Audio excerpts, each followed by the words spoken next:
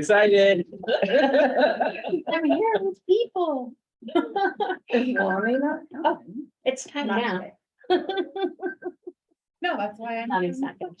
Wow. Okay, it is now 5:30. I will call the meeting to order. There is. Christine, will you do roll call, please? On Catstone, the camera. Here. Sarah Thompson, Here. Janice Baker, Here. Mike Baker, Here. Tom Trotter. Here, Tom's online. I know. Online. here, Can't hear you, Tom. here, Nope, can't hear you. Maybe it's Oh. me. Yeah, is our volume off? How about Yeah, I'm chewing now. I see it, Tom, thanks. okay.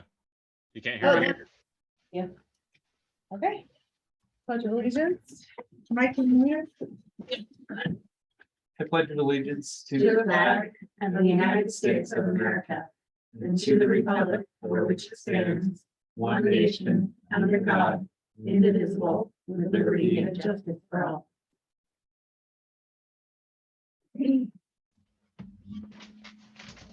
Okay.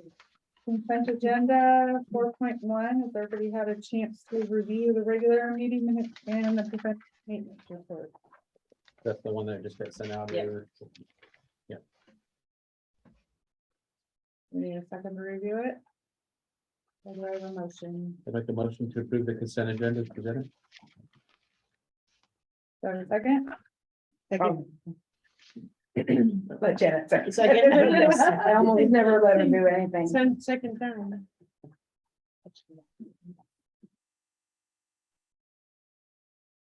Okay, all in favor? Aye. Aye. Aye. Okay. Motion passes. Item 5, fiscal year 23 budget hearing.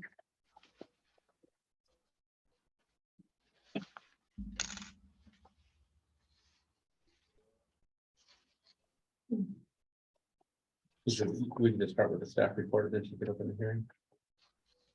I don't know if you have anything you want to present on the budget. Want to present anything on the budget? Okay. Yes. Yes. Okay, go ahead. Okay, I'm gonna give the floor to Sherry. She was reviewing the spreadsheet and found there was an error. So, she's got that information, available for you there. I do. So the proposed budget at the last, at the budget hearing, the last one was, the total roll up was 14,240,825. I was starting to enter all of the numbers into my accounting system just to get, prepared. So I'd have most of it in there when it finally got approved. And it wasn't jiving. And I realized that on the LB1, there was an area that was rolling. So on the general fund resource page of the original budget, there was, let's see, I can point it out to you. It'll be 1 or 20.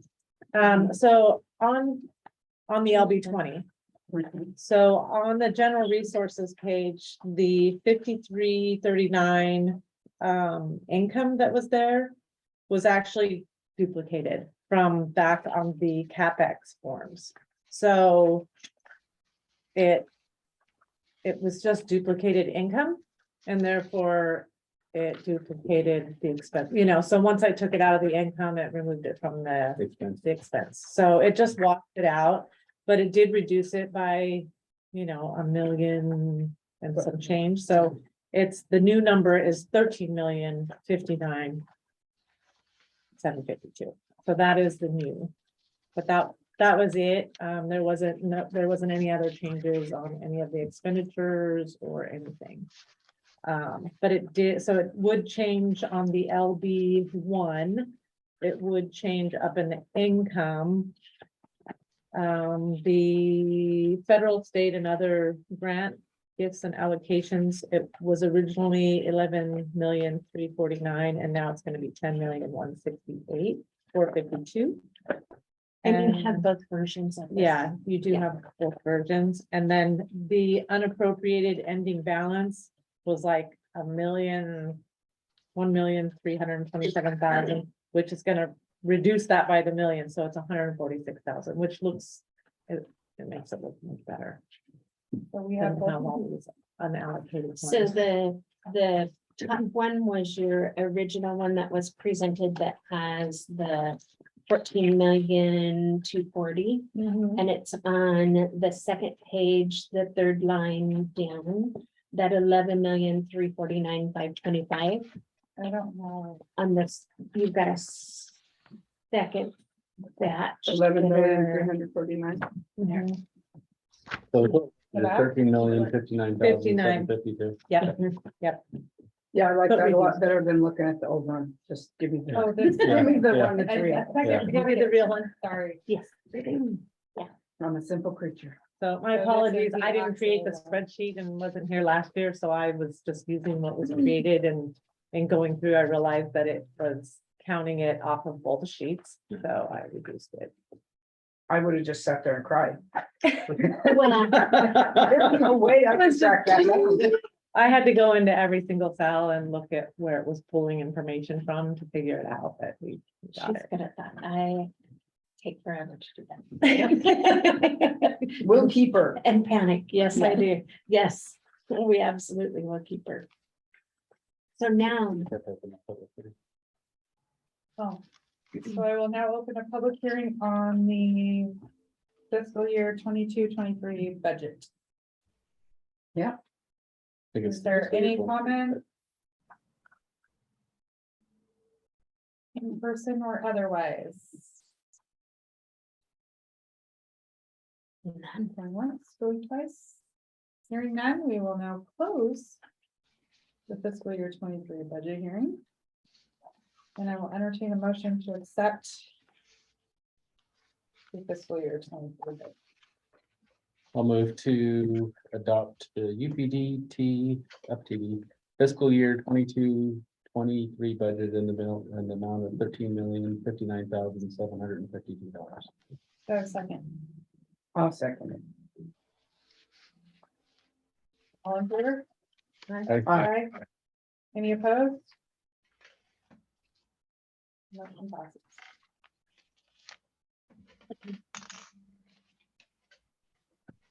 Moving on to item 6, the May financial report.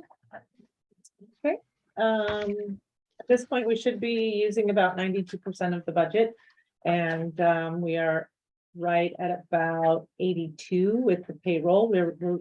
Payroll's 81 to 82% we're using on the and on the material and services, we're at 84%. So we're still, still well under. We still have a, Even with fuel costs and all of that. even with the fuel costs. Yeah. Same Yep, we're still doing okay, so whoever built the Right. budget last year did a pretty good job. Wow, So we actually, are over in some categories, but way under in others, so it's balanced out. what happened is ODOT gave out additional COVID funding that could be used for any operations that is hired based on situations that are created due to our COVID. So basically, since 2020, our preventive maintenance costs, our fuel costs, and then the additional cost of people being out. So we were able to put all of those into the COVID 0%. And it was over $100,000 that reduced us. Yeah, let's see Yeah. what fuel costs look like this. Yeah, fiscal year. Especially, I did not know that we run non-ethanol gas. That was part of this master plan thing, because I read it. And it says we use non-ethanol fuel. Is that true?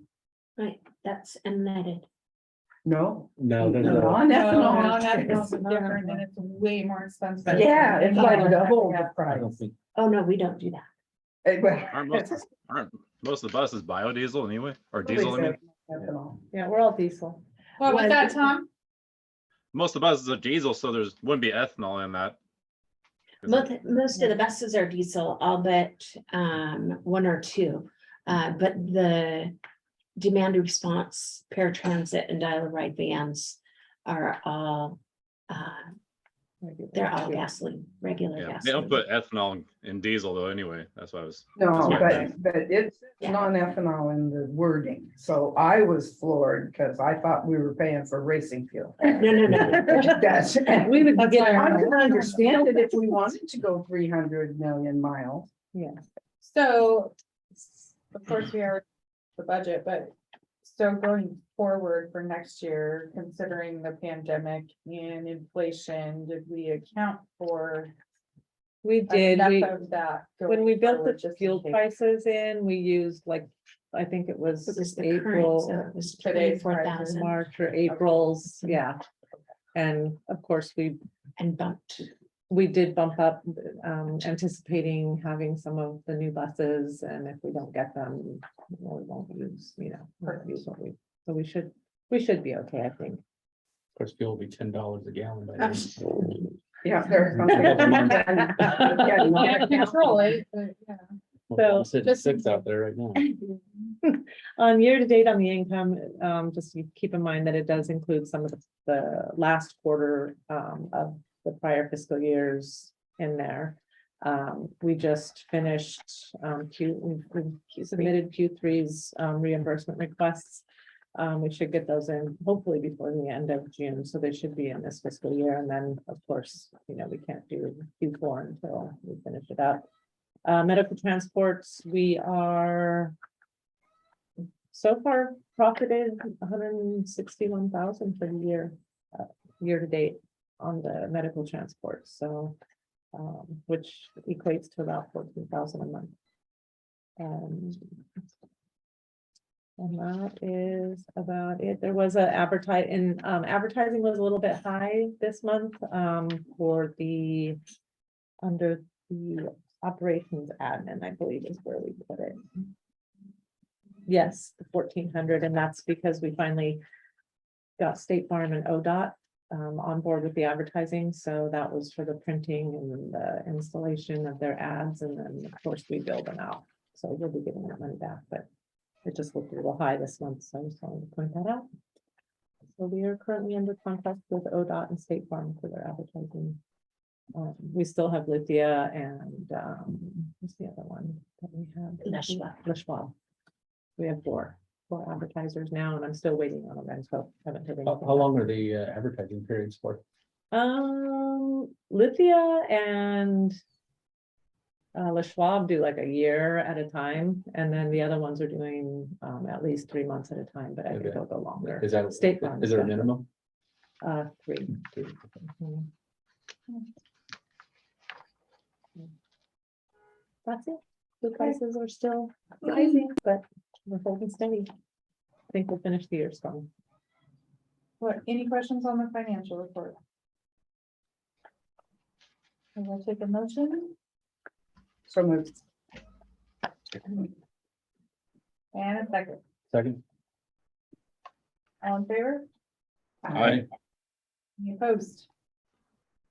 Okay, motion passes. Item 7, public comment for on agenda items. Any public comment for on agenda items?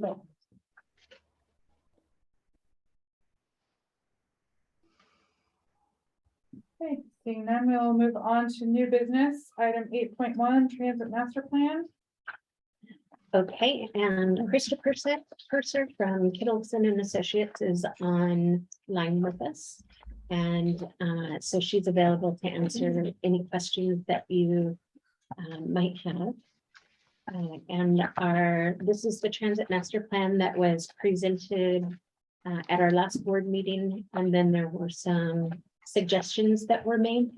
And so those suggestions are incorporated into this as well. Are you gonna read this to it? Would you like me to? We'll be here till tomorrow. Well, it can't be done unless I do that, but I just want to say it's awesome. It's good. Yes, they did a lot of good work. Oh, on it. yes, oh, Yeah. yes. Just, there's some stuff that is particularly outlandish BS. But I understand that when we're making projections 20 years in the future, you really can't. Really. be accurate, and some of these are not anywhere near what would be accurate. But I love it. I love it. That's why you update periodically. But Yes. Yeah. the changes that were added to it are great. I just wish we could have shared it more with the public, but somehow I don't think the public at the time. So, I did get comments through Facebook on it because it was posted a link on Facebook. And we had it on our website as well. And I got some comments through there as well. And then when we did our pop-up booth, Mhm. at first we were downtown and it was deserted. Mhm. And then people started coming by and virtually everybody that came by stopped and talked with us. I was amazed that you got any Oh, yeah. cognizant comments to include in here from Yes. people from Mars, honestly. They were really, really good. The awesome thing about the comments is that virtually everything that anybody said was in the plan and we were able to point to it. It proved that someone is normal down there. So I was very pleased with it, however we came about it. Yes. Okay, any other questions on the transit master plan? So thank you, Krista. Just one around the use of technology. Was there any, I was trying to look to see if there were any projects in here that talked about increasing that use, so whether it's on time, just tracking your bus to know where it is and how much more time it till it'll get there, or to paying for electronic card or something like that. I know, I thought about it, so it must be something. They're kind of sprinkled throughout, like the fare Yeah. policies and payment options, which on Yeah. page 40 should talk a little bit about Talked about that. mobile ticketing, but I The wasn't really sure GPS that that was it or not. technology of knowing where you're at. So one thing that we're in the process of doing right now is we've done the initial assessment with ODOT. Mhm. And we are doing a technology needs assessment. And they'll be coming out for an on-site visit in August. And so they're helping us take a look at all of the technology that we do have and our wants and kind of helping us maneuver that path. So, yeah, so we're working with Then consultant those right now. cards you can, reload and different things like that. So you can scan it and pay the exact fare and. Yes, so we had those conversations and we've met with Trip Master, the trip master. Yes, yes, and we have Via on Wednesday. yes. So we've been doing some research, especially since the conference, we were able to network and see how some of the newer technologies, so how they've improved, moved forward, but then also there are some new ones that I've never seen before and pretty amazing stuff. And yes, but the technology I've been, do you know right where that is, Krista? It is throughout. There's some initial discussion on page 22. It's transit technologies and fare policies. And then we do have within the table 8, it's page 31. There's an information technology facility. So the real-time vehicle arrival is the tech that lets you see if the rest is a little bit late, a little bit early, where it's at. Passenger counters help us understand bus stop usage, and then the rider tools and information, mobile applications, being able to buy a ticket on your phone, things like that. So those are all definitely recommendations and things that came out really strong in this survey. Was there any connection with rideshare or I don't know what they're called ride sharing companies or whatever, Ubers and So that kind of stuff that that's can not, take you to more of your destination? I don't think that's specifically, it's microtransit in here. But we, again, at the conference, saw some really cool demonstrations that will give you, after we meet with them, give you a little more information, and I can update you in my my transit manager's report as well. Ride with Via is the one that looked most impressive. But then there's also Optibus that it combines a bunch of the technologies. you could probably name them off easier than I could. Well, the Octobus is very similar to Remix. If you put all the modules together, so it's scalable, and there's a planning tool on there. There's also a run cutting, a blocking, operator scheduling tool, and what else? Didn't they say the automatic passenger counting? You can integrate an APC with it. Oh, gotcha. Yeah, it's not that, okay, we have a APC with that, but you can get APC through like in it or something, and they'll play nice together. Okay, gotcha. Ride with Via is the one that really came up as something that we could tailor specifically to our needs. They had 3 different systems that shared, and it was a really good demonstration. VIA. Yes. Yeah.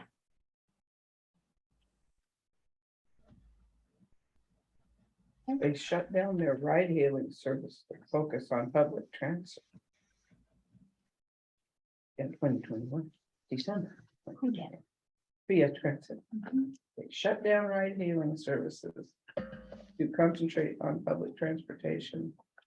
Oh, By interesting. Bloomberg, article by Bloomberg, December 15th, 2021. And the Trip Master demo was interesting too. They're moving away from prioritized technologies. Mhm. And they're actually using the camera on the tablets inside of the vehicle to read passes now, instead of having a smart card reader. Hmm. So. Oh, yeah, that was- Amazon does that, Yeah. eBay. We ought to be able to do that. Okay. Okay, any other questions on the transit master plan? I'll entertain a motion to pass resolution number 22-2. I'll move for that. Do I have to say it? Cat move. There a second? Second. Shannon second. All in favor? Aye. Aye. I Any opposed? So I was like, Okay, motion passes. I want to say that Christine put together a particularly well-written She did. I was reading through it. resolution there. Are we connecting it with the Douglas County PSP that's up for Don't we have to? draft? Like, we It have should be. to. Should be incorporated this into the, even if it's by reference into the Douglas County I think PSP. they talk about DCTD. It is the Douglas County one complete. It's coming up in draft, I think, Okay, or maybe it's a draft right now, So but we it should need be to incorporating it contact them to incorporate ours Yes. into theirs. at least by Yes. reference. yeah. And I think- making sure that anything that they have in theirs doesn't contradict anything that we just adopted. So we did have a couple of conversations, the folks that are working on that. I think the same group, Kelson, right? We totally talked about it in here. We Yeah. totally talked about So- coordinating with Mm-hmm. them. So I figured we had to, so we did Well, but we need to make sure that they're coordinating with, with Exactly, us. yeah. Right. Oh, I'm not worried about us coordinating with them, I'm worried No, about them. I want to go watch. So I know that we're gonna provide it to City of Roseburg, City of Sutherland, because they both, But they already have a TSP, so those will get adopted, amended sometime into that. But Douglas County's is already underway and about ready to be and they adopted, can so add this to it's it. important that there's reference is it. whatever they put in there is consistent now with whatever we have in here. And it's easy just to adopt it by reference. I will make sure that I do that. Tell them to adopt it by reference. Adopt by reference. Well, they can Yeah, adopt it just however a- they want to do. They may just say, hey, we'll take your prioritized list and we'll put that in there. Or who knows what they're gonna do, but whatever they put in there needs to be consistent with us, and it really should include the policies that we've got in ours. That's why it's better to really adopt by reference, because it's just. I don't even know who's doing that anymore. Who's doing the Douglas County transportation? Is it the planning department? I think Middleton is the consultant on it, but. But no, there's a Oh, I don't know department. who the planner is. Yeah, I lost so track it's of who they part all of were. planning. It's part of planning. I don't know who- Yeah, it's part of planning. But it'd be planning and public. Okay. Planning and Public Works, my favorite shoe toy. Oh, Okay, moving on, item 8.2, hydrogen fuel cell. Okay, so this was one of the most exciting things that we saw at the conference. So the hydrogen fuel cell technology is not something that they talk about a whole lot when they're talking about your zero emission plan. But when you're talking about zero emissions, this is actually zero emissions because you can do your, well, except for whatever it takes to make the solar panels. It's what it takes to do the electrolysis that's required to generate the hydrogen. I knew there were drawbacks. I just didn't know. It almost takes more fuel than it. Yeah, Yeah. there's a lot of Actually, thermodynamics that whenever you Yeah. convert one energy from another, you lose energy to diffuse heat. And I'm not a big fan of hydrogen fuel cells, to be honest, but I hadn't heard good things about them either, but I'm willing. I just to know the listen. technology wasn't there yet, but. so it It's really actually cool is. when, yeah. Yeah. we say- So the presentation that I went to was actually Sunline down in Southern California, and they've been doing hydrogen fuel cell for a while. And they're on your back page of your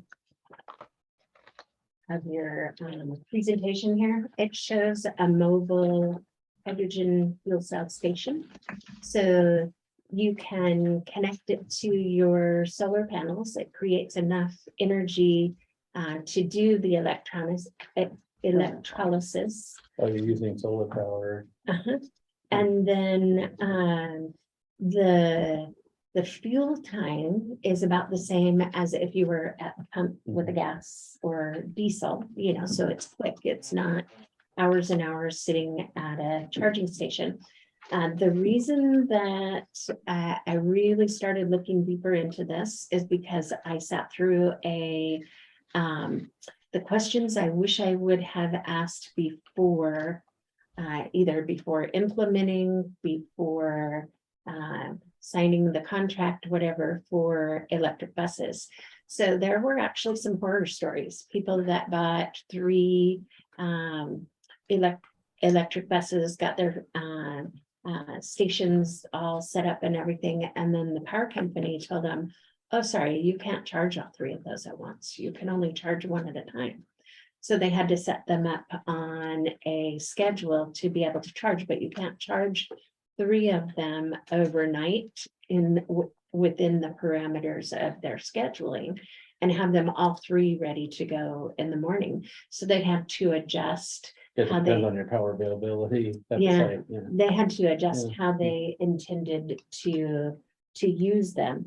So others were, it was recommended that they put their charging infrastructure inside, that it's not out under the weather. And so they did that, but they're a 24/7 preventive maintenance facility. And so that's where their charging station was, and the bay was never free for them to charge. So they put it in and then never got to use it. It sounds like Texas. I think that one was actually Kentucky. Yeah, well, very similar, pretty much the same shape. So yeah, it was really interesting. There were a lot of challenges, most of them on the electrical grid is nowhere in the United States right now really capable of handling the additional vehicles, especially not with the 480 drop. Yeah, so it was very interesting.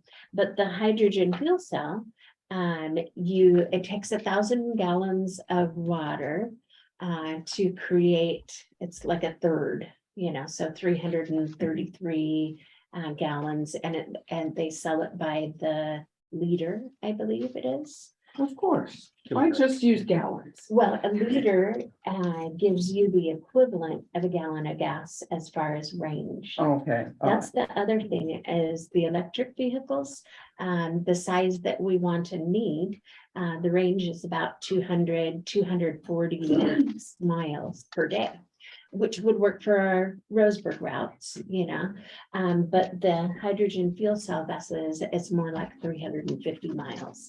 So if we wanted to, we could even send our South County buses out with hydrogen fuel cell.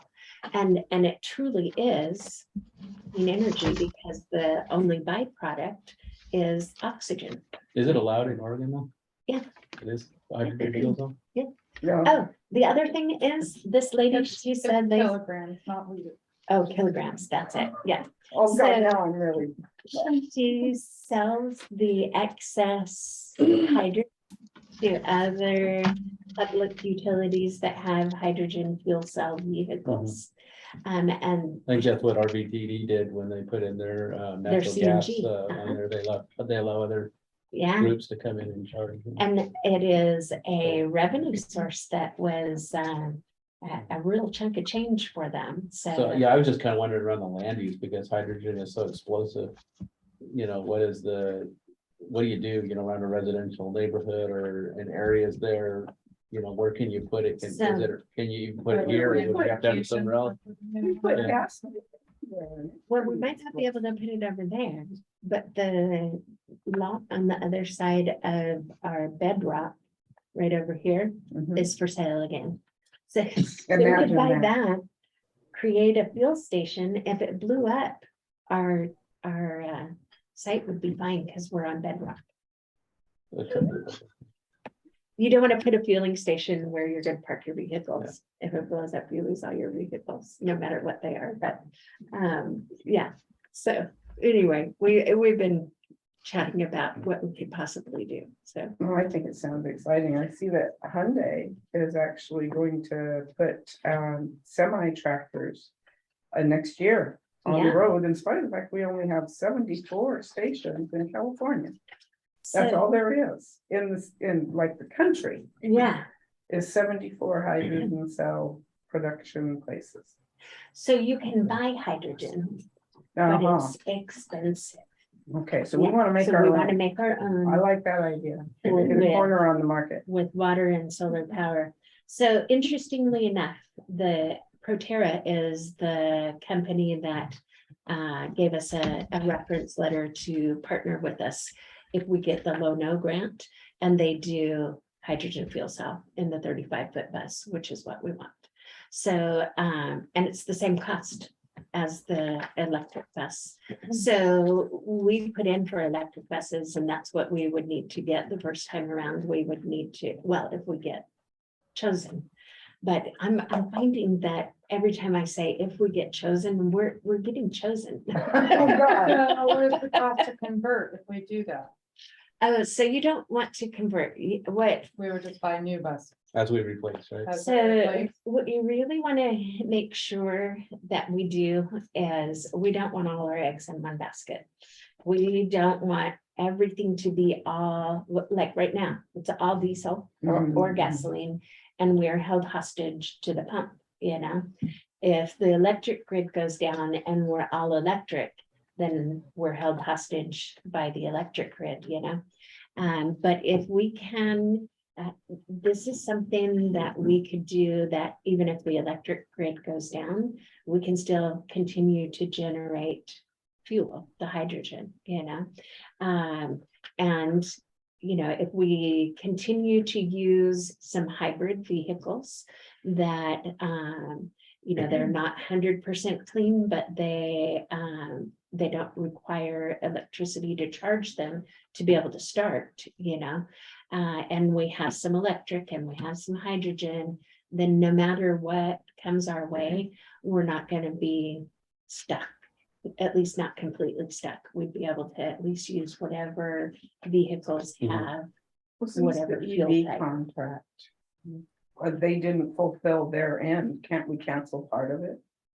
Who didn't fulfill Well, their, the people that are supposed to be shipping us our buses haven't shipped us our buses. We got, how many buses haven't come? oh, so no, we're in line and we don't want to get out of line. There's so many, can't we just? Yep. What happened is, Nationwide. if we get out of line, if we cancel our order that we have right now, How many? it's at 18? no, I think we have 11 on our. 11 is what I thought. So if we cancel that order, we lose that price. That price is locked in. And right now, the price is like 35% higher than it was when we locked in our price. So everybody's gonna lag behind the technology Well- across the country in spite of the fact that we could switch horses in the middle of the stream. So what happened is I spoke with our representative from Northwest Bus about a week ago. And what he said is that he had some things for me to sign that he was forwarding on to Ford. And they were opening up for a 1 week period of time chassis orders. So even though we have already had our buses on order all this time, our chassis were not in line yet. Some of them were, but not all of them.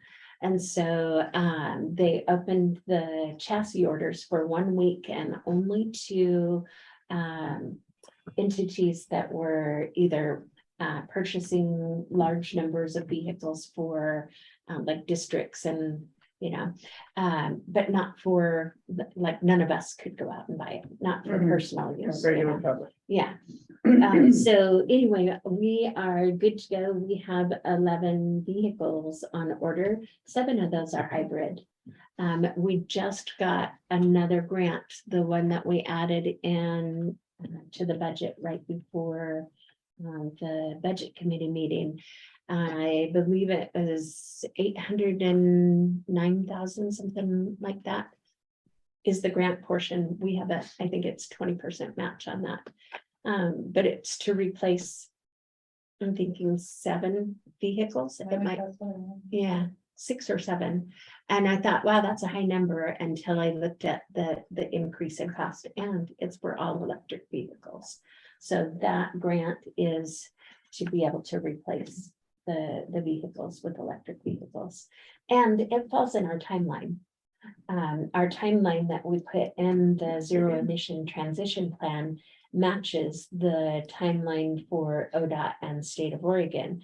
And so we get a little anxious. Mhm. Gives us time to but get a level 3 charger. Yeah. Yeah, gives us time to get prepared, to do the site development next door. Right you know. now, I just want to get it done now, or yesterday, or last year. So what, So is hydrogen, or the hydrogen fuel cells, or is that a stiff eligible? If we want it for the next stiff cycle to put in as a project, is that something? ooh, so we really want to get a capital grant for it.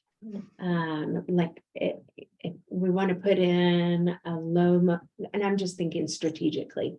Strategically, we want to put in a no grant that includes a hydrogen fuel station, because it's to the tune of about $1 million for the station.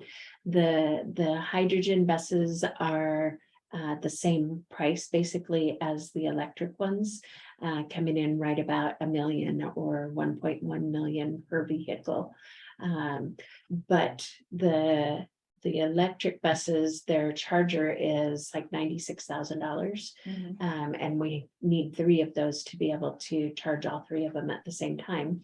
And the hydrogen fuel cell station is about $1 million. So if we can get that on a grant that we have a 20% match on, for every $1 million that we spend, we're actually only going to have to put out 200,000. So strategically, we want to prepare our space and be ready for it, and continue to apply for the grants as they come up. So transit has to pay 20%. 20% on capital projects. Yeah, yeah. On operations for 5311, we have, it's 43.92%. Yeah. But most of them, it's 10.27. Yeah. So that would be my recommendation. My ask here is that we make a motion to amend our zero emission transition plan to include hydrogen fuel cell as an alternative technology or an alternative fuel option. So moved. Would we make it, sorry, Kat. No, I was just gonna say, so moved. I'm just wondering if there's a way to broaden that a little bit. So not only does it include hydrogen fuel cell, but there's so many different technologies and things that are happening. Mhm. Oh, yeah. So rather than just do one, is there a way to, so it just doesn't preclude other ones that Yeah. we may not, we don't even know about today. Well, we could add and all other hydrogen fuel cell and all other fuel options. And other alternative fuel options. Yeah. There's also air powered. Really? Yeah, it's been around a long time, but a lot of these fuel technologies, they're not new at all. I mean, they've been around 100+ years, but like the air power one, it's just compressed air. So you just have to have the electricity or whatever fuel you're going to use Compressor. to compress it. And then you just can store that and you can power pistons and what have you. But that's not Okay, whatever, all different types. Okay. Yeah, there's a lot of options. I think that's a good idea to keep it open for Yeah. all kinds of I different. don't think it hurts to use maybe hydrogen fuel cells as an example. In that written thing, but just open it to other things. Then we Okay. can come back again to something else. to All amend it. other fuel options. All right. The other thing with hydrogen is, are you just going to use city water or what? Because that could It be a would lot of water. depend on where we do it, you know, if we got a piece of land where we could drill a well. Because drilling a well, I mean, you run into the problem of depleting the groundwater, Collect urine. and you might need water rights too. Yeah, you got water Drought, rights for yeah. groundwater. With that quantity of water, you'd need water rights. How much water? Even if did you drill a say? well. Okay. 1,000 gallons will make 333 gallons. I don't know how many kilograms that is. And how much water, I mean, is that every day that you're? It takes 3 gallons of water to make 1 kilogram of hidrogen. 10 Mile has all that sulfur And water. how much The is 1 3 to 1, kilogram? Nobody 3 to can 1 drink. ratio. We're running right out there. You're right. 1,000 Is that where you gallons of are? water. Yeah, I know, we used to run dry in the summer too. That is, No, I've been Oh, running wow. less and less each year. Yeah. So then you're saying we need to 333 buy kilograms. riverfront property out on the. or what Pat said. I mean, I think it's an alternative. It's collecting urine from the hospital. No, that's for death. Urine's really valuable for fertilizer. Yeah. Okay, we are way off topic. It's covered in the alternate. We're desperate enough. And the other alternate fuel. I will entertain a motion to amend the zero emission transition plan to include hydrogen fuel cells and other alternative fuel options. Can I move that? So moved. Second. All in favor? Hi, Aye. Any opposed? Motion passes. Oh, my goodness. Elon's working on some new stuff. Item 8.3, Yeah, that whole NASA thing. cost of living adjustment for UPTD employees. Okay, so last year we went with a 3% COLA. And this year, of course, cost of living, they say it's gone up 8%, but some of it's. depend what item you're buying. Yeah, exactly. Yeah.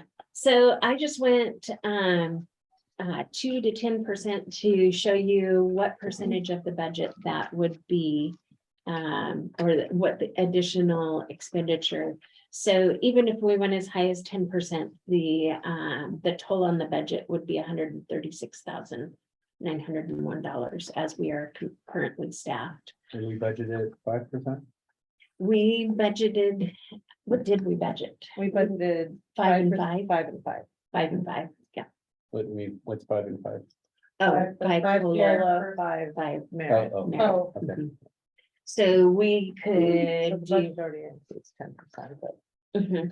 So we could do however you wanted it if, so say you wanted to, and just as an example, say 6%, then we would reduce the merit races to a maximum of 4, except for the outstanding achievers, which. then I we think could- merit is merit. Mhm. Oh, but we budgeted 5%, Budgeted. that Yeah. doesn't mean we're gonna give. Right, 5%. right. Yeah, so, I just put the numbers together so that you guys can have the discussion, because I know what I'd like. Oh, yeah, yeah. So I really shouldn't participate. I have a conflict of interest. Oh,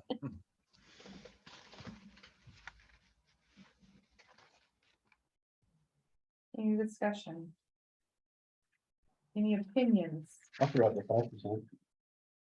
That's for discussion. Any other numbers that? I'm gonna vote no to anything over 5%. I was gonna say 4. That's kind of a happy medium, and inflation is high right now, and I know even statewide, we were slated to get increases not till December, and they've upped them to August to help us with inflation. Of a 2% again? 3.1. Ooh, Ooh. I think I just spent So- that filling up my gas. Well, I still want us to be an attractive employer, but inflation could go down. It could. And That's Well, why I say 4 It's is not a happy, predicted to. 4 is a happy medium. Most places do 3 as a COLA, but with current situations, I would be okay with 4. Just knowing that we're gonna set our merit raises, offsetting it, so. what's Very the good. word from the drivers? Have they said anything? Like how it is for them commuting to work, or how they're happy with their current income and that sort of thing? So they just got hit with anybody that is covering their family on their insurance. So we cover the employee completely. But in order to cover their family or spouse, they pay 20% and we pay 80%, which is a really good benefit. But our insurance went up 20% this time. Oh, Well, because last year they held on the census of just me and Christine. mhm. So we had that really low number that we started with. And then they held that number for the entire year, even though we had an open enrollment in there. And so we got hit. What is that averaging? cost I just by? wonder if we can shop around. So we did. Okay. Yeah. The folks that are covering like kids and spouse, they're paying about 120 a month. And Versus so what were they paying before? that's what they're paying now, Was it and then half of July these? it's gonna go up 20%. Oh. So that's where they're struggling is, yes, it's a great place to work, but now nothing to do with us. It is an increase that they're looking at. Who else did we look at? WHA actually did the comparisons, and I know they looked at Pacific Source. Regions, Pacific Source, and United Health. Was it United? United Healthcare. Yeah, So are those local or It's all Oregon region. can we look They outside probably of looked at Oregon? more, but those would probably. In the think state of Oregon, you can only be covered by Really? providers that are covered. Gee, that are who'd have Oregon thought covered. it? Okay. Okay, we Yeah. did what you had to do, what you can do. So what does insurance cost a month? I mean, for, for the agency. It's like, the budget. it fluctuates a little bit, just depending if we But have just new for- hires. And I'd say how much probably that- around 40, is it 35 to 40,000? A month? That's after the increase? Or that- No, we that's haven't. before, that's We haven't current. paid one with the increase yet. So we don't really know. Even in the short term. We, Well, another 10 grand, so we're looking at 50.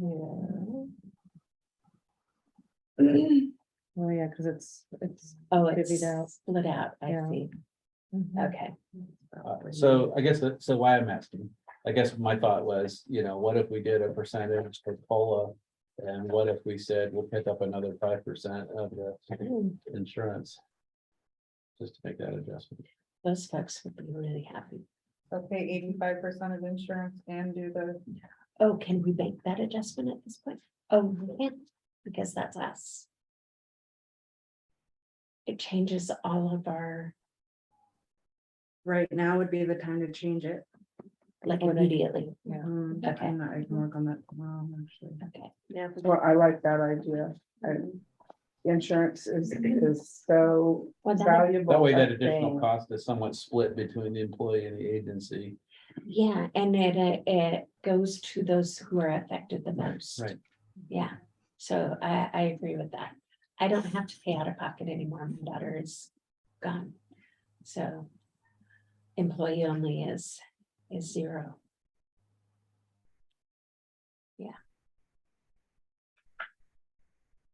Do you want to make a motion? So on the, what are we on the COLA though? So I don't know where we're at. We're up here at 4 and 5, so I can go either way. I'd be okay with 5. You go 5? sure, You won't go higher than 5? I won't go. Okay, so let me make a motion to provide a 5% COLA adjustment for all UPTD employees, including the general manager. Because generally those are separate ones, so I just want to make sure that that includes everybody. And in addition, let's just start with that one. 'Cause that's okay, we have a motion to add a COLA of 5% for all UPTD employees. And effective including the July general 1. Manager, effective July 1, do I have a second? Second. Pat seconds, all in favor? I, Aye.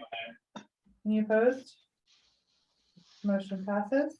okay, then I'll move to increase the employer contribution to 85% for all UPTD employees, including the general manager, For insurance. for insurance, thank you. Somebody write that down. Yes. I'll second that. Did you get all that? Okay, we have a motion and a second on the floor to increase. And I just want to make sure that clarify that one, July 1st. Or when, or as soon as, It'd be July July 1st, or as July soon as 1st. possible after that, yes, yeah. We have a motion and a second to increase the employer contribution to 85% on all UPTD employee healthcare coverage effective July 1st. All in favor? Aye. Aye. Aye. Cat second. I did. Any opposed? Motion passes. Awesome. On to 8.4 board vacancy. Thank you.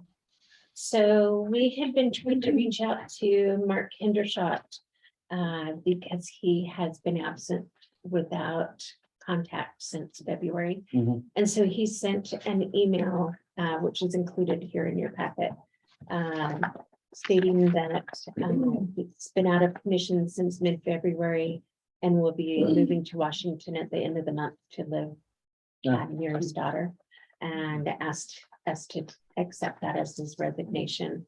You doing okay? He's, I know he's moving to assisted living, but he. yeah, so I guess it was rough and he didn't provide a whole lot more information. But his grandma email address is no longer active, is why we couldn't reach him with his email, so. Yeah. I told him I was glad that he was still among the living, that we had been concerned about him.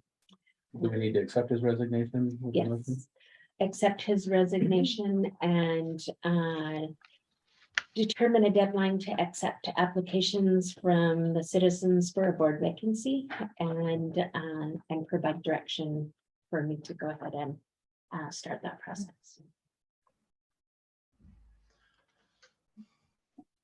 So should we do that as two separate motions? One motion It is, to accept oh, yeah. Mark's resignation. Mhm.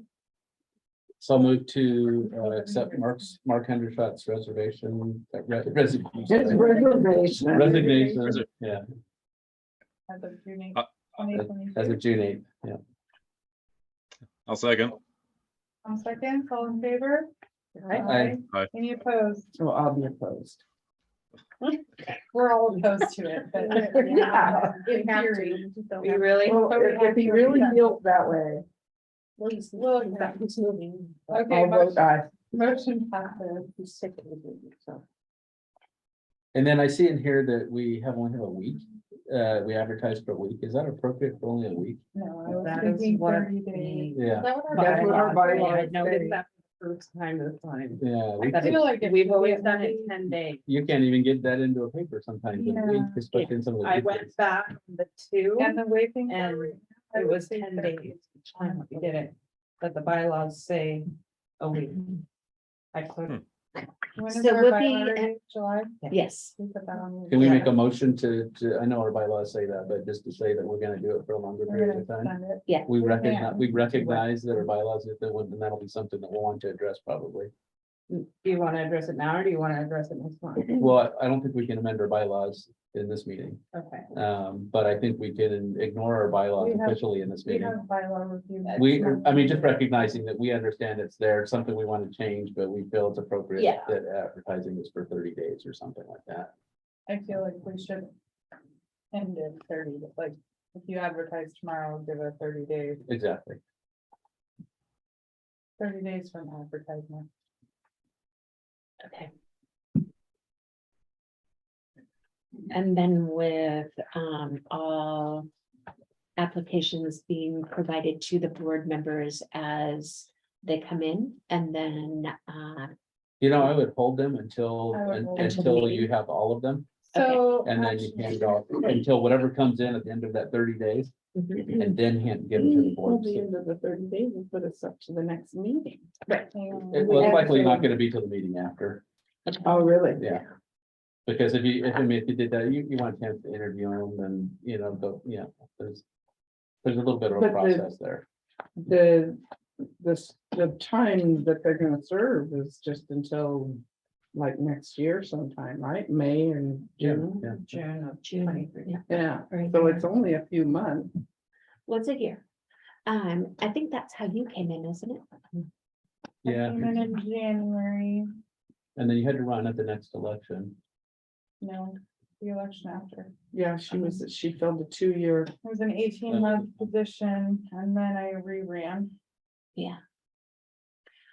So, It just seems like it's a really short period before another election, not as short as my original. so what I can do is, all of the applications that are received, I can reach out to Lonnie. So, I mean, if we don't receive, I don't know how to. I put that. think it's done in the interest of fairness, Yes, because if you're to release them one at a time, then. Somebody is there gonna could- say, there could be "Oh." communication that happens and yeah, different things, and it's better that they just all go the timeline, when the timeline's up. And you've got all the So we can- applications, then you can send them out. okay, So our next board meeting is July 11th. Which we won't be here. I think we talked about canceling that one, or was that something, I had something else on the calendar. Holy Christ, when did we talk about that? That was probably, sorry. I know that day keeps coming up for something. And I'm not here. oh, yeah, Board elect. board elections and bylaws. Next Chair, month. vice chair is only once a year according to the bylaws amended last year. Oh, it's July, yeah, that's right, yeah. Or the first meeting that you have, if we don't have one, yeah. So if we set a 3-week deadline. To have applications in by the 4th of July. And they were all, so whatever comes in by 5 o'clock that day, that gives us a week to Yeah. review them and we can make a Yes. decision Well, then at you our could. July 8th meeting. Yes, Mhm. that's 3 better. weeks is If plenty of time. we're gonna break our bylaws, we might as well do it conservative. Did you say you're gonna be conservative, Kat? Oh, no. I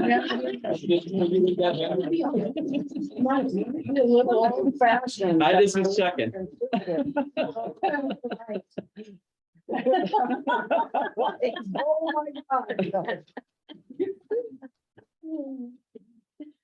Okay, so we'll get that posted. Well. So we need a we motion? need a motion Oh, yeah. to accept applications through July 4th. Okay, so I move to 5 accept, o'clock p.m. Accept application. yeah, I'm thinking that we advertise and accept applications through July 4th.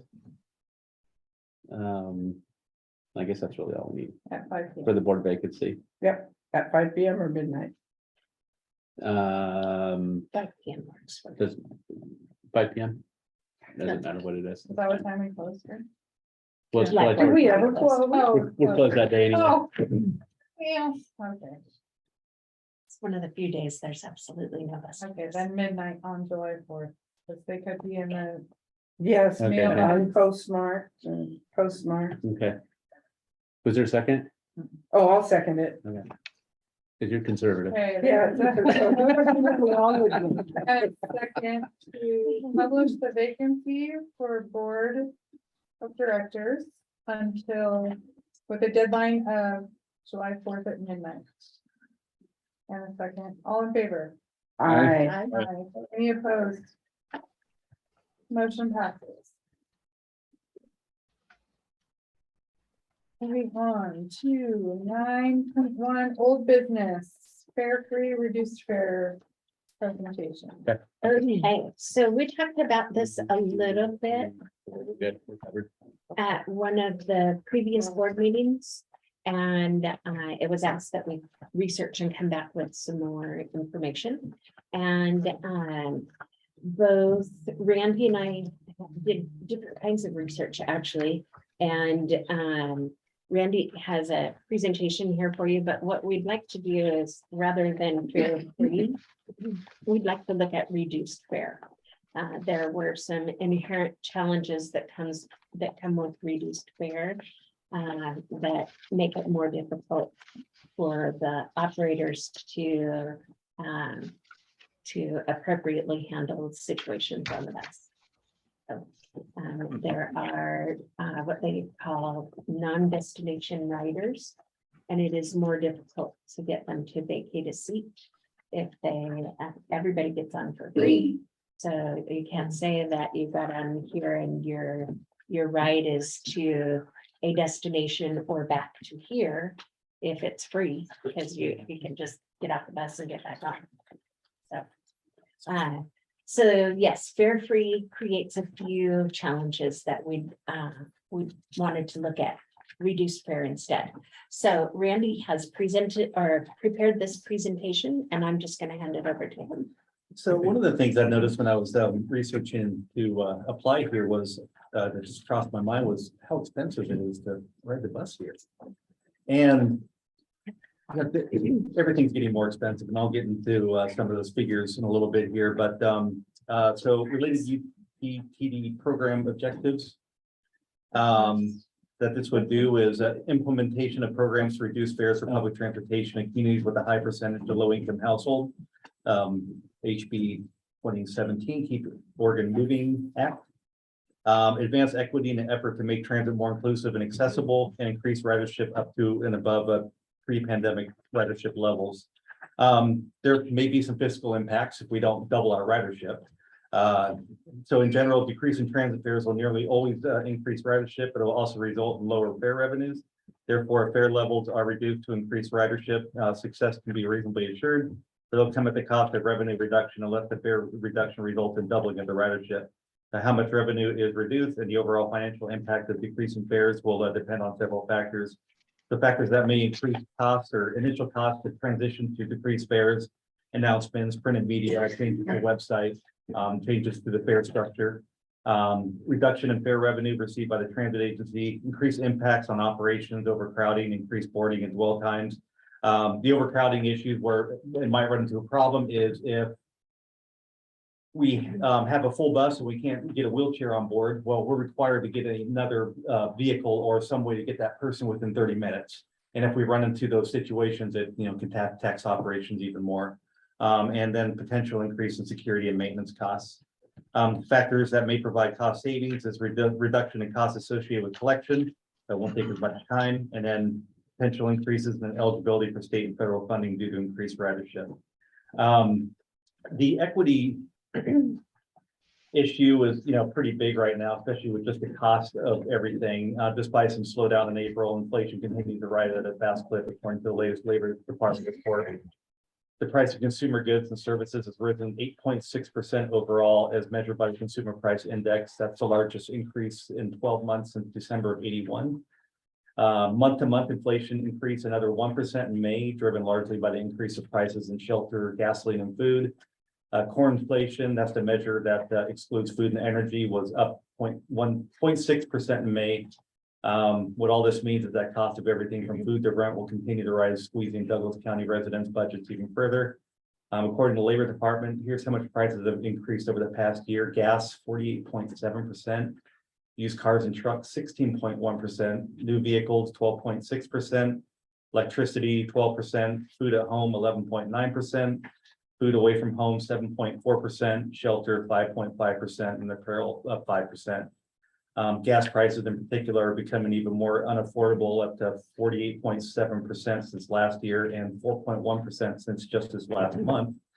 Average fuel prices in Oregon increased another 13 cents last week, with an average price for regular gasoline at $5.54 per gallon, and diesel up at $6.16 per gallon. Rising inflation costs may also stoke fears of recessions on the way. In reducing our current fare structure to 50% of its current rate will help reduce transportation costs to our community and improve equity in transportation and give our disadvantaged populations access to affordable and reliable transportation. So so we decreased the fares. Is there any projection or way to project increased ridership from a? So this last month, Crystal is actually doing a really good job of projecting ridership. And I believe that is in one of the consent agenda items. No, it's still in the back. Yeah. Oh, okay.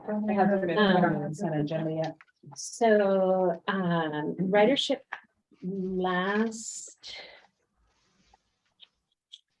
Oh, where are we now?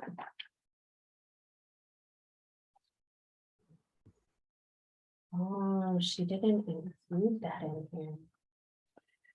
So ridership for last month increased by almost 50%. That's what she told me to. Yes. She's been tracking it. It's over May of last year. So it was like 46% is what she was tracking for, and it ended up 47 point some odd percent. So the ridership is increasing month over month, and our fare box revenue for the third quarter was just over $25,000. So with the increase of ridership, you know, of course, fare box revenue will continue to go up. If we decrease the fare, then of course if we stayed even, it would reduce from 25,000 to 12,000. Well, 12,500. But what we're seeing is a steady increase in ridership. Across all modes, although we did have 3 demand response drivers out all at the same time for several weeks.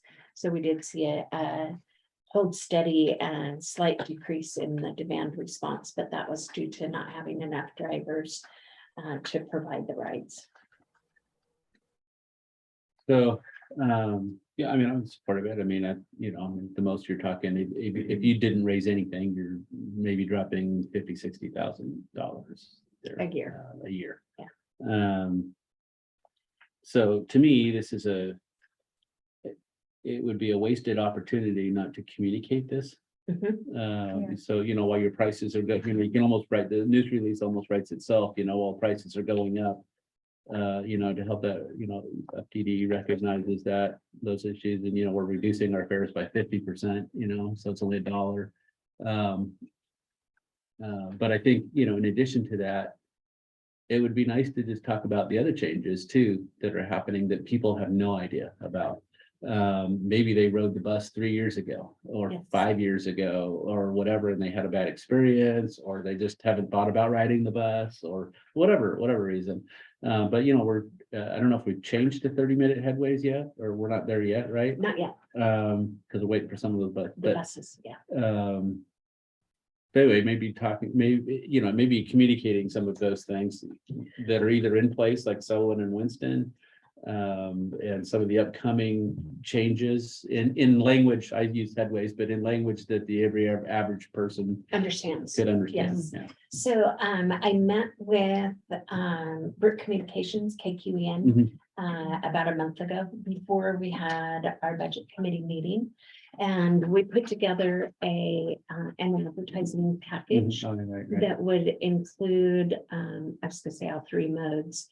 But first mode would be newspaper, online and in print, and the radio. And the slots that were open were the morning show, which the ride, the commute to work, and then the ride at 5, which is the reverse commute home, you know.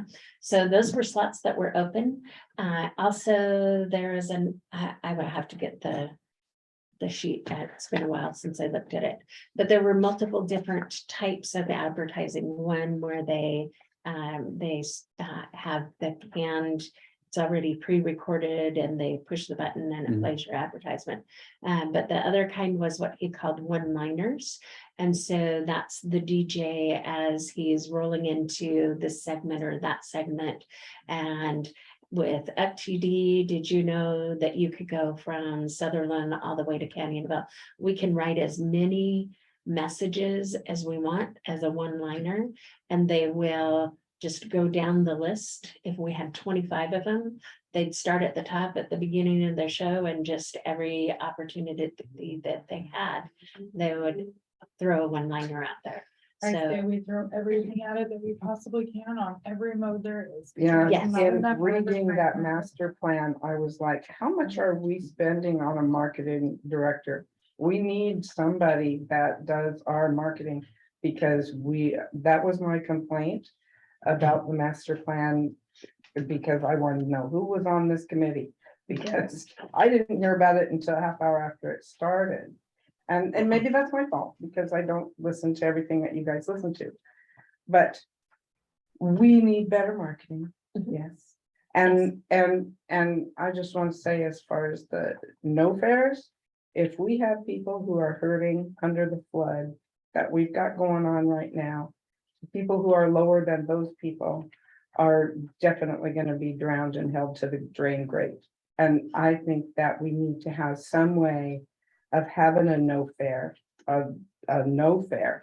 I have elderly veteran friends that ride the bus that could do it for free, and they pay for it because they support the system. yeah. And if they could see that their donation would support some of that no fare people, because the people that are hurting, that have something, they're going to survive with what we do. But if we don't do something for the people who have nothing, that's, to me, that's a problem. And there I am.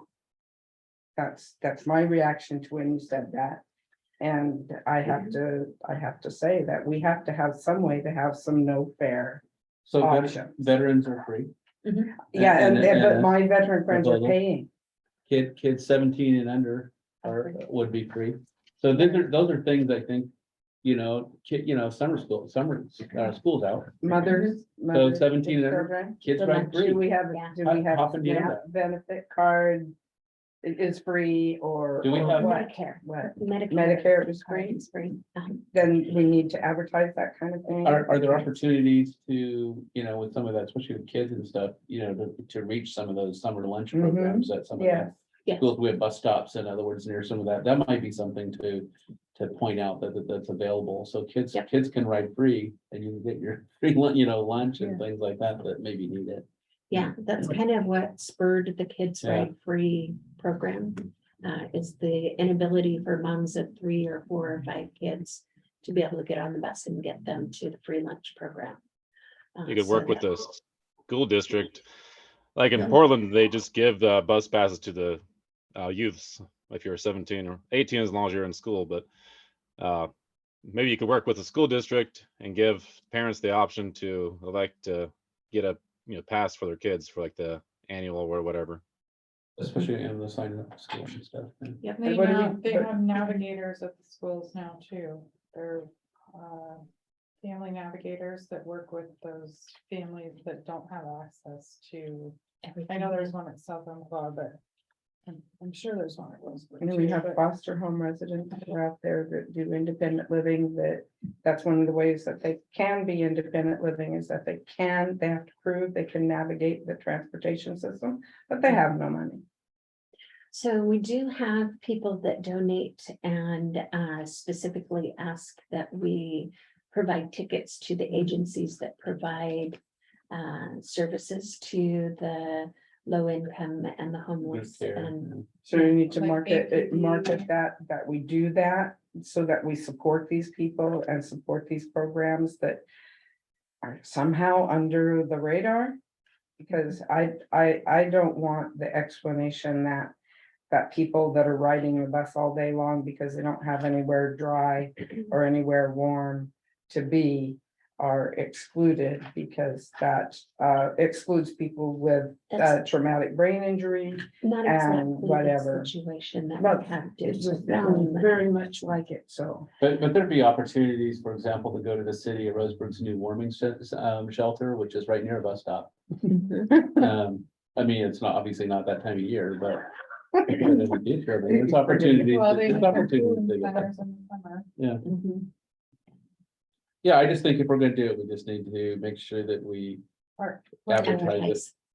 And we are equitable. And Equitable and advertise, that we need a boost in our advertising. somehow. and not just this, but I just think we need to promote transit. Yeah. You know, that's one Yeah. thing I've always noticed about transit agencies is usually they're very market heavy, advertising heavy, whether it's whatever, there's all sorts of promotional materials that you see from transit agencies. If we get PSAs, let's go for the gusto. Let's do $1 million PSA. I think that's really important if we want to grow. Drop flyers off everywhere. No fireworks. I've They been scare a us. huge advocate for that. I've told you. I don't feel like we're out there enough. Yeah. So are we gonna table this? Or do we want to vote on it? Is this? Well, is there's a this an reduced, action there's item? a No, reduced so fare the recommendation here advertising from is Andy. a fare reduction proposal. Um, Advertising is a different item, but Well, the advertising package is in the works. So we're getting that. so I will entertain a motion to approve the Umpqua Public Transportation District fare reduction proposal. Reduced fare structure. I'll Fare so move. reduction proposal. on Oh, well, other so page. Yeah. It's different on his memo. On the subject. Probably didn't make that directly. So move. Good, A second. fare reduction proposal. I have a motion by Mike and a second by Tom, all in favor? Aye. Aye. All opposed I am opposed, to the fare reduction? as written. Okay. Motion passes. Moving on to item 10, general manager reports. So my report is actually in yellow this time. I wondered what You was guys going on. I actually like that. I can find it really. neat. Yeah. That's what I told Christine. No need to reprint it. I'll stand out this time. Yeah. Any questions on, we've been working on a ton of stuff. And a lot of that is just having those conversations with people, informing them what's going on. I've met with Nick Jones down at the engineering company, IE Engineering, because as soon as I found out that we got awarded the 2,288,000 to develop the property, that was really exciting. And then all of a sudden I realized I have never done a capital project like this before, and I had lots of questions. So anyway, we pretty much have to wait until we have the statement of work to know exactly what first steps are. But we know we'll probably need to go through the NEPA process. As a matter of fact, because we plan to build a building over there, even though that's not part of this particular capital project. We know that we're going to. So we need to do the NEPA process, whether it's required for this grant or not, because it will be required for the building. Federal funds then? Yeah. So, we went to that conference, went to a lot of really good workshops, did a lot of networking with folks, got to sit, 2 spaces behind the presenter that from FTA that handles the low-no program. And the person that introduced her pointed out that she's going from 128 million, I believe was her budget last year for the low-no grants that were awarded to 1.1 billion. And so her workload, the number of projects and the amount of money going out the door has multiplied by 10. And she had just a ton of information that was really timely and specific, and talking about how to answer specific questions on your application, so that you're actually answering the question and not giving a canned response that you've written on 1,000 other applications, answer the question, so there was a lot of really good information provided. I would say that was the highlight of my, finding out we got that grant was probably the highlight of my month. 3 grants, but then, walking through the budget process again successfully, I still feel a bit flunky at that. And next time I'm going to make everybody here Zoom call with me and practice it from our respective offices so that it doesn't feel clunky, so it feels more natural, but there's just, we've made some incredible progress. When you think of our 2019 budget that got adopted for, what was it, $800,000 or something like that, and now here we are at 13 million. It's like, There's keep wow. those highlights coming. Yeah. Yeah, it was hard to even back then, even imagine $1 million. Oh, yeah. Yeah.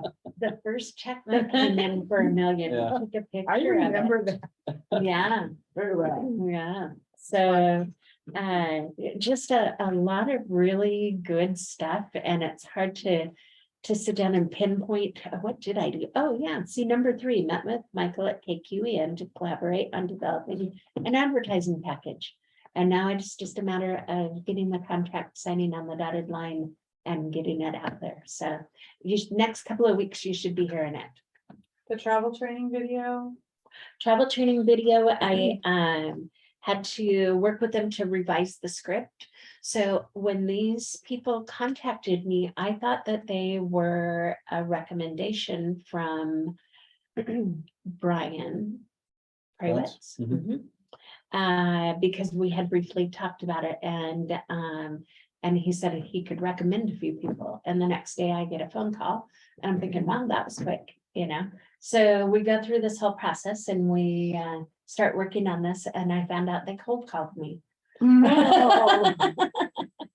So they're not familiar with Umpqua Valley, Douglas County Transit District, all of that, So there again, we went through the script. They're going to come here to film it so that we have our drivers, our buses in the filming process, and Clean them up. yeah. Shiny. And where is that being distributed?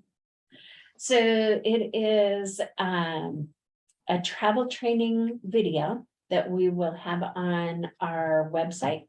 We'll also have it pinned on our Facebook page, but it answers those questions that, like you were bringing up, how do you put your bicycle on the bus? And there will be somebody demonstrating that, how do you pay your fare? How do you pull the stop cord to get let off the bus? So it goes through a lot of that. Everything that was on the list that I wrote down out of the video, because I sometimes go back and watch the video so that I can remember what we actually did. It's like, what did we talk about, So, yeah, everything that we had talked about in the meeting about doing travel training for people should be in the Can I video. make a point though? Not everybody's online. Yeah. So, YouTube, I noticed through the election process that YouTube will advertise locally. You can pick your area that you want to advertise. And so every time that I log, oh, there again, that's online though, but I do, Facebook does that too. yeah. Oh, did they? You Yeah. can market to certain So areas. maybe more like urban here Population. or rural areas. Is there potential to distribute this to city councils to show or chamber of Libraries. commerce? They don't have libraries, city councils in 10 Mile and Camascolian. Chamber of commerce, Yeah, none of them either. some sort of group. Can we put a TV down in the downtown office and have it on a loop where Oh. people come in to buy their tickets and they could be watching, We could put it on a loop on the front. Oh, well, somebody might see it on the front window and want to take it. Maybe somebody who does those meals in those towns. Can we But Meals on distribute? Can, she to can take some that sort of little portable resource that TV. Can take it Yes. to these rural areas where they are not online. Yeah, when We they go to can copy it Glendale and on they DVD. serve the meals. And I could just see Tim Freeman and Chris Boyce driving around with a little TV. That they could play the VCR thingy on it and show it to the people they deliver the meals. do we on have a wheels local to. TV channel that we can? Our local channel is actually KPIC up in. Yeah, our UPTD. local channels all died. Yeah. So I think definitely the Meals on Wheels sites that we serve. APD? Yes, DVD, that's what I No, said. Yeah. APD, would be another one, Say it. aging and people with Yeah, disabilities. yeah. Oh, okay, It's like you never think of VHS, that lady from self-sufficiency. VHS, the lady who comes in and does all the grants from across the hall. Yeah, well, even the group homes, there's Senior lots of people that could services- show senior it, you just services provide it to go them and they out. can show it to their clientele. And mission. serves the meal, and they could show the VCR You tape can, on the if little you portable can, would be TV. willing. yeah. Is it possible to make If a you can, would be pamphlet willing. with like stills of some Get of it the to the critical tribe. writing The things? tribe? Yeah. Yeah. the I tribe I outfit. Abraham. imagine, Yeah, yes, but I will have to look at that. It'll be interesting to see what we get and how we can get it out there. because Could we be, could be definitely linked are to the gonna school have to district, have. if you have kids riding free and different things. Yeah. Because you could Yeah. put the handouts, like paper handouts, like at Sherm's and other stores and stuff, or all kinds of. Well, and occasions. something else that we could do is we could buy a fancy schmancy kind of bus shelter and put downtown. That has the, the, But that's downtown. It'll be That doesn't- vandalized. Yeah, Yeah. doesn't do it That for doesn't those help. unincorporated areas. That's what I'm thinking. Randy's thinking, how am I gonna maintain that? Green. Flashback. But maybe some community bulletin boards in some of these smaller communities, yeah. Senior Yeah. centers. Well, I think something that is actually, Where it has flyers on it. and Oh. people Look at it. I Yeah. mean, printed materials are still a thing in rural Oregon. but there should Yeah, be a that's what I was way to thinking. set up some kind of a monitor with a loop that shows that kind of thing. That they can watch actively while they're doing whatever it is they're doing in their country grocery store. Or their country post office, heaven forbid, they still have one. But places that don't have a city council, places that don't have a real gathering place, and they definitely have the Meals on Wheels. They definitely have the Well, meal it's just- site. It's just tapping in to see what resources those Mhm. communities do have Do that have. we can use. Mhm. Because they're all willing to distribute the information. If they're out there helping people. And they're there's out plenty there of to help people who people. can't I read. mean, like that they can Downfall has a watch. public library, places like that that are out there, but they have, They have Yeah, a public do. library, they have a post office. And they could run a loop on a DVD. So something else that we can talk about is doing 30-minute clip or 30 30 seconds. 30-second clips of the video content. If they were like a full clip of this is how you do this, and being able to provide that to the TV stations as well. So Yeah. One of the things Mountain Lion did was, played it at the theater. oh, Uh-huh. Oh, yeah, I mean, you really could do it at things like the movies in the park and the, Mhm. you know, the. Music on the the half big shell. things and stuff. But they don't have necessarily a screen, but a movie, you know, and sometimes they do that at the museum, movies at the museum or whatever like that. So there may be opportunities to just put a little, one of those free movie advertisement kind of things. Yeah. Some- Mhm. Also, like bars sometimes have screens in the restroom. I don't know if Absolutely, anybody's done it. absolutely. Next to the condom machine. and somebody at a bar would need a ride home. Yes. My niece is Yeah. a postmaster for Douglas County. I could talk to her and Which- see what, which what kind of, well, she's in Sutherland, but she's out here in Roseburg a lot too, but I could ask her Hmm. what their protocol is for allowing, US government is really strict on there. I know they are. But Get it- our post couldn't hurt office to in Mill ask. Creek also has a pegboard with flyers. Yes, on they it. do. And And that people always go to check their mail, so, Yeah. I mean, for post drop-off offices are. packages and pick up packages, Yeah. because we're rural and half of us don't have mailboxes. I'll ask her what their protocol is. or- But this is where marketing executive material comes in. If we had one. Not quite there yet. HR is next. Yeah. HR is what we approved in the budget. Okay, well, Okay, any other So- questions on Cheryl? Are you done, Cheryl?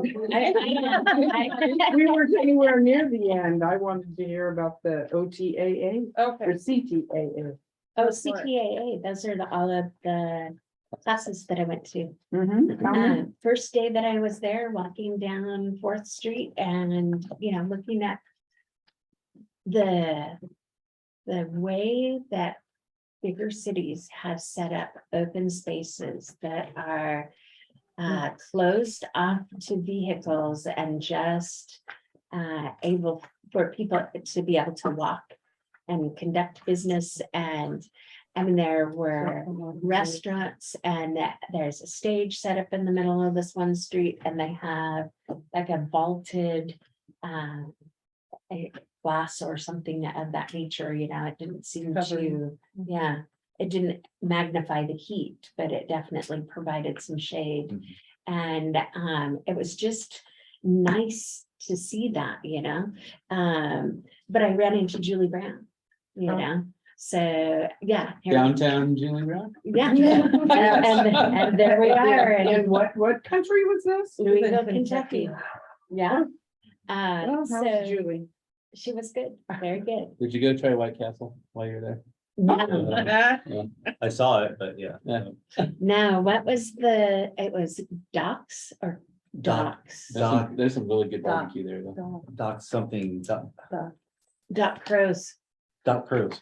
Oh, excellent, excellent place to eat. So yeah, I mean, that was awesome. The opportunities to network. We had 18 people from Oregon that all went to dinner together. And it was just awesome because you can have the conversations at a dinner table that you can't have when you're recorded on Zoom or when There you're Conversations like, or when your employees are hanging about, there are things that at an operational Yeah. level you can discuss that aren't appropriate to discuss in front of your employees, So it was just really, really nice to have that human connection again. We haven't had a in-person conference since 2019. So that's, I didn't realize just how much I get from that. I mean, I knew I liked them, but I didn't realize just how much I get from it. Yeah. One of the FTA ladies Sherry and I met, Betty. And by the time we were leaving on the third day, after having run into her here, there and everywhere, we're hugging her in the hallways and like, it was just great. It was awesome. Yeah. Yeah, really good connections we made. So that's So all I you got were, to say you about were that. excited about the downtown, like, so it'd be nice if we could do something like that. Well, didn't they downtown, do if we that could in get the city Eugene 40 years ago? If involved. we could purchase that Safeway space, the old Safeway space, and renovate that into something that is not just transit, but is revitalizing to the Mhm. downtown area that has space in the building for stores and, you know, the electric charging infrastructure. People can park and go at anywhere downtown. From that space, you can walk.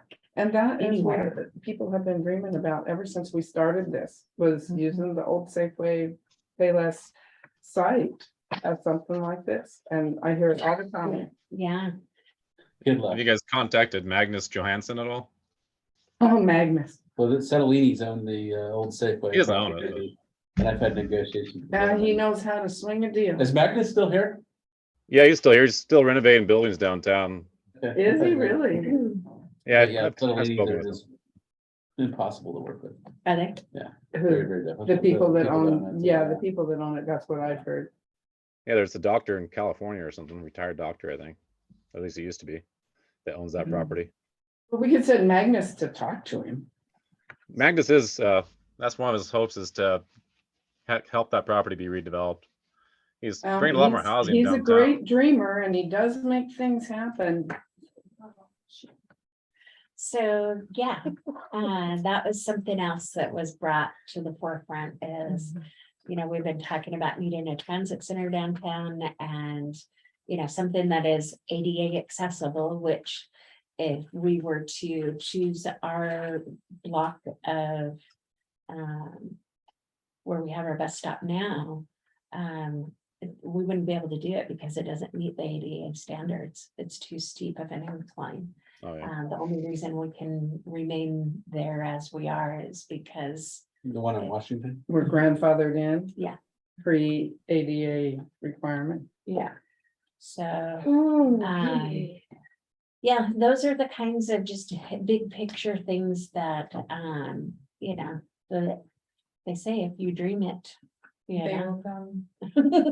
No, you yeah, well, build you it, they have will to come. have the dream before you can even set foot in that direction. Yeah, so those were the two huge ones that really stood out is the hydrogen fuel cell station and downtown transit center. So I would suggest that if you're really interested in the Safeway property, because I'm trying to remember, I'm thinking the city of Roseburg was willing to vacate Rose Street in between Safeway and all that, so all that. I could heard be- that. At least half of that street be part of that property.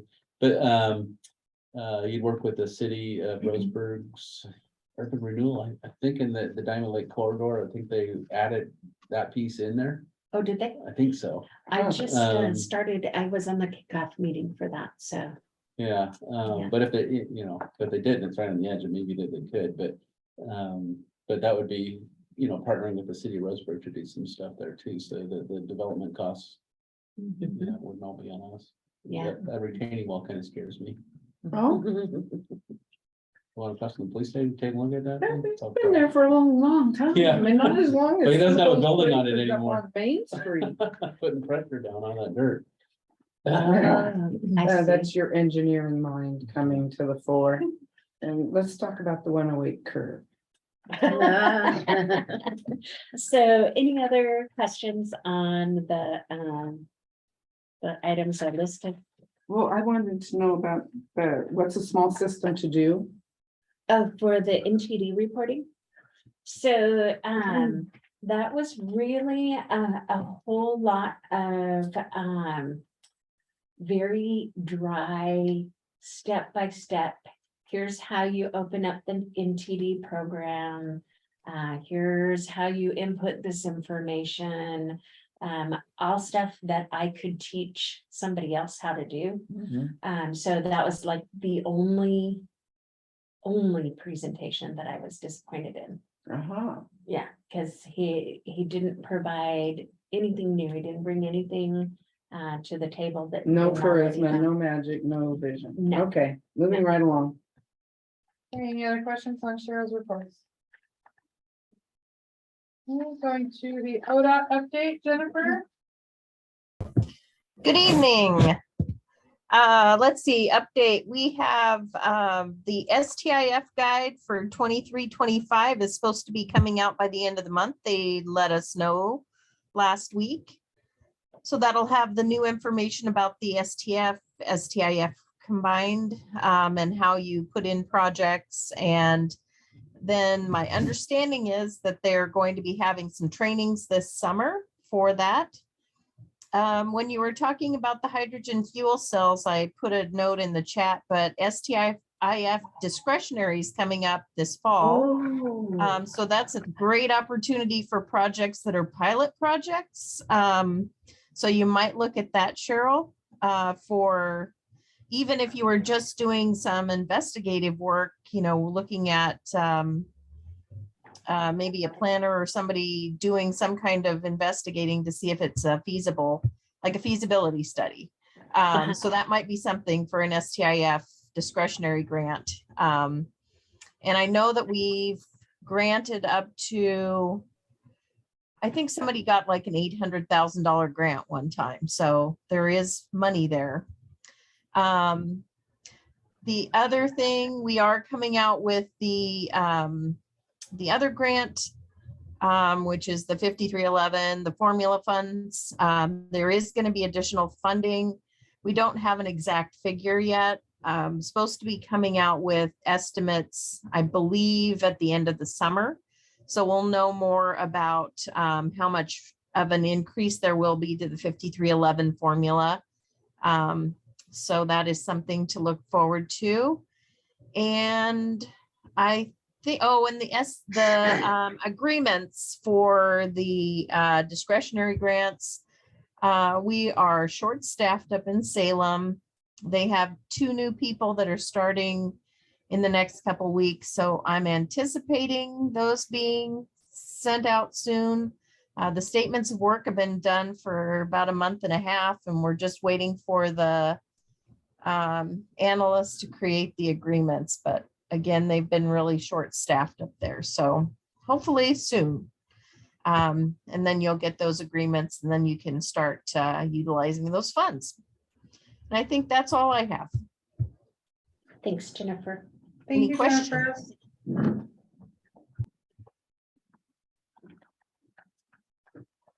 Seeing no questions, moving on to item 12, not on agenda. Anybody have anything not on agenda? I was curious if they talked at all about like overhead powered buses, like the trolley buses at that conference, or if you guys looked into that. I think I mentioned at a previous meeting. But They there's like did not, possibility. Oh, sorry. no, Okay. they did not one class mention that, no. No, there are transit agencies that use, like Seattle has those, but particularly they don't use them up in Seattle. They don't use the diesel electric ones, but that's another alternative to consider. It does require overhead infrastructure, power lines, and a lot of people have the problem with the aesthetics of that, but they're really functional. Yeah, San Francisco has those also. Long time.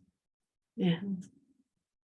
Oh, those are like you might be thinking of the trolleys that are powered by the traction under the street with San Mhm. Francisco, but this is the overhead catenary powered ones. So it's kind of like like the light rail trains I used to drive, except for it's a bus. So they have a pantograph which connects to the overhead power, and you can do it solely electric. They don't need a battery at all. But when you go around a corner, the only issue is it doesn't happen enough to be a problem.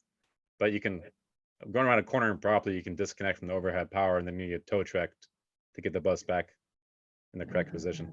But if you do diesel electric, that's better for rural because you can electrify within the communities that can do that, and then you can run on diesel outside, or if you wanted to, I mean, you could do hydrogen or whatever. But I know there's, in the United States, there are manufacturers of some of those buses, and there's different transit agencies around the nation that use that stuff. Anyway, I just wanted to, Yeah. Tom, you should put together kind of some sort of presentation that I can read in some fashion. oh, I can do that Because before the next That's the meeting. kind of thing that I'm talking about, that, aha, look at what Douglas County did. And I guess that's my only thing that I wanted to bring up at all, but I thought it was part of the master plan, kind of was the coordination between counties, between transit districts like they have up north to do the tourism and that kind of thing. And I was so thrilled to see Crater Lake mentioned. I don't know how many times, but it was wonderful. So I would like to know more about us working on those coordinated transportation districts and pooling our resources to make us something phenomenal. Because that is, all I ever wanted. Well, I think that when I talked, this is not that, but as far as making us something phenomenal, putting us on the map. When I talked to the engineer that actually drew up this site plan. So this is the property next door, this drawing that's on the board. That was the original drawing. But then with the changes that have come along through writing the grant and adding solar and a solar inverter into it that would, process the power and all that kind of stuff. And then a canopy over the parking area, those kinds of things. So it's kind of progressed since we did the original drawings. So I sat down and had a conversation with him about that, and we talked about making it a zero emission facility. And that there are ways to do that, like with the green space on the top of the roof, where you have plants and an area where people could take their breaks if they wanted to, that kind of stuff. The type of concrete that you use apparently can make a difference. The number of trees we take down as the number opposed to the number of trees that and other vegetation that we put into place, Is there any trees there? There are trees. Isn't it an orchard? The orange trees and the road, Yeah, the Browns. there's a couple of those over there. And the oak tree that's right at the corner. Are they really big or are they scrubby? Some of them are scrubby, some of them are big. I would like to find a way to The keep, big and scrubby. Big the and Christmas scrubby. tree. The one right out there looks just like a Christmas tree. I think we should keep it. We also They're harvest really rainwater abundant. from the buildings. If Oh, you're gonna do yeah. hydrogen, that's one way to get water for it too. So there's some restrictions on what we can do there, but there are some ways to build it into we have to have an 80,000 gallon storm drain basin put in just to get us started. But he said if we put additional basins underneath the area that will be the driveway up the property, that would be helpful. So anyway, he's got a lot of good ideas about how to redraw what we're doing and then redesign what we had originally talked about as a building. Because one of the things that I heard is at the conference is if you're looking at doing just 2 maintenance bays in your preventive maintenance building, find a way to do 3. Because you're guaranteed you're going to get a bus in there, pull it apart and realize that you've got to order a part and you can't put it back together without the part, so. And right now, some of the buses that we've had worked on have taken 2 and 3 months for parts to come in. So it is no fun. Well, there's the water for the hydrogen cells. Oh. In the catch basin. Yeah. Cleaning system. And, they're talking about, running water downhill during the day and running it uphill at night. I heard Chris Boyce talk all about that, and they're doing it up at Soda Creek or whatever. So, evidently that's the old way and we're gonna do it that way. So there you go. We could create power, hydropower. And maybe we could supplement it with some We could reclaim our bus wash water. Yes. Like On 120 years ago, that. people used to make power from their faucets with water. Really? Both Really? mechanical and electrical power, yeah. Yeah, it's That's running water. interesting. And you can, Yeah. the people used to use like, they'd have like a little grain mill or all kinds of stuff that you just put on your counter, hook it up to your faucet. Yeah, have it drip and turn the thing. It was much more than a drip. That's what they all say. Any other not on agenda items? Moving on to public comments. Yeah, a little bit.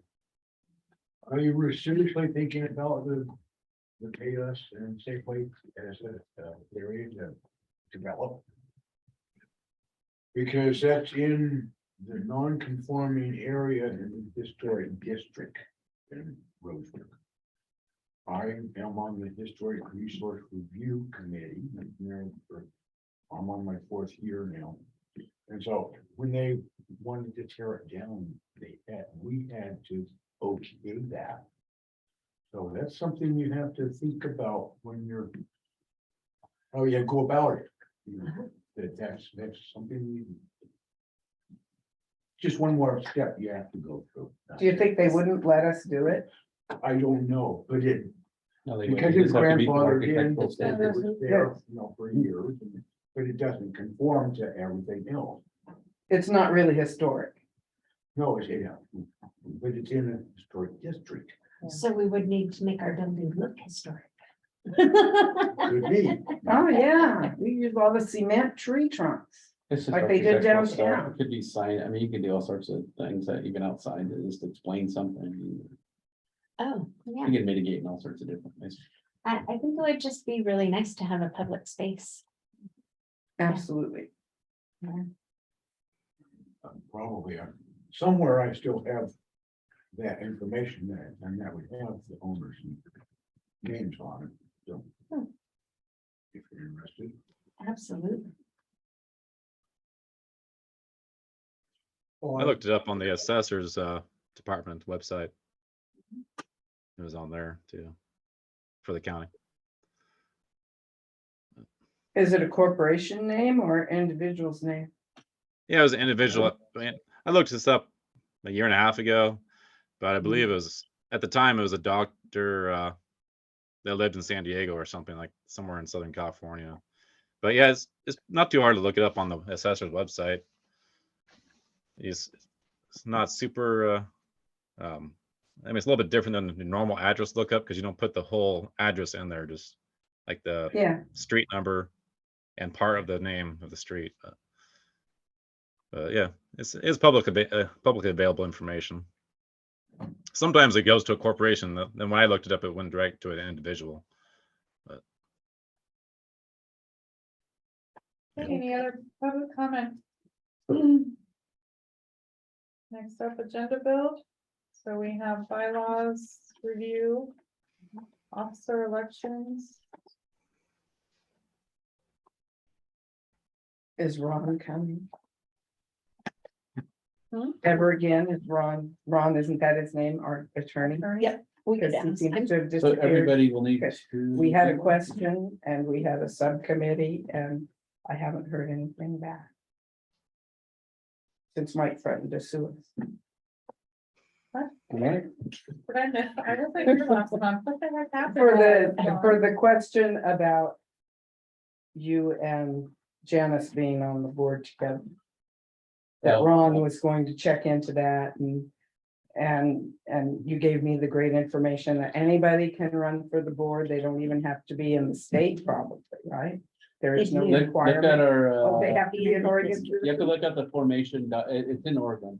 Yeah, I would have thought it would have had to been Douglas County, but I think if you look at the formation document, it's not exclusive to. Right. To that investment. and that was shocking to me. Which is, yeah, It is, so because like the water district stuff, you actually have to live within a certain Boundaries. vicinity of.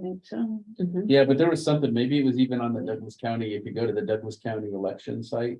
And you look at special districts and qualifications or something like that. Maybe that's where I found it there too, but yeah. and then who knows, maybe the information's wrong too. Any other requests for the agenda, Bill?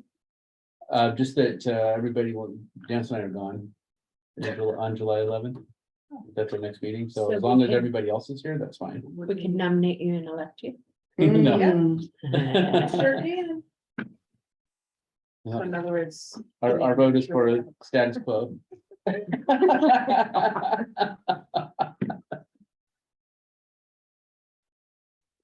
So as long as everybody else is here, Okay. yeah, because we're done, because Mark is off too. You aren't gonna be even. No, actually, you wouldn't be there to select anybody.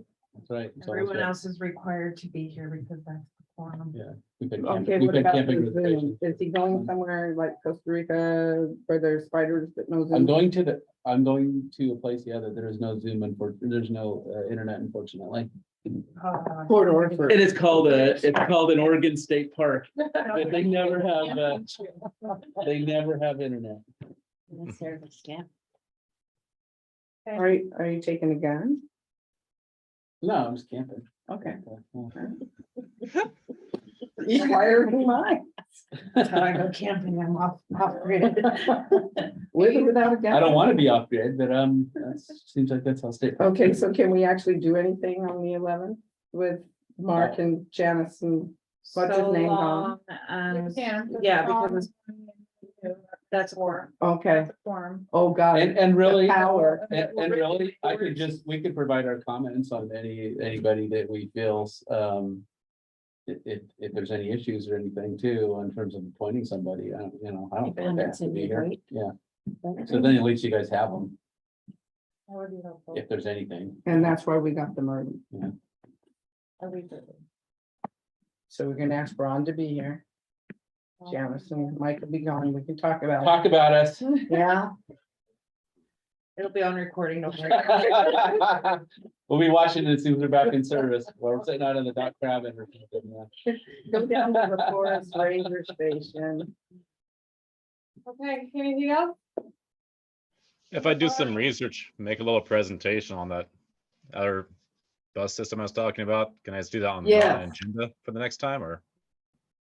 Would Yeah, like to do that, sure. if you can have it ready by then, I'd love to see it. Possibly by next time, but definitely, within, I guess the one after that'd be August. I can have it ready by possibly, but July, definitely by August.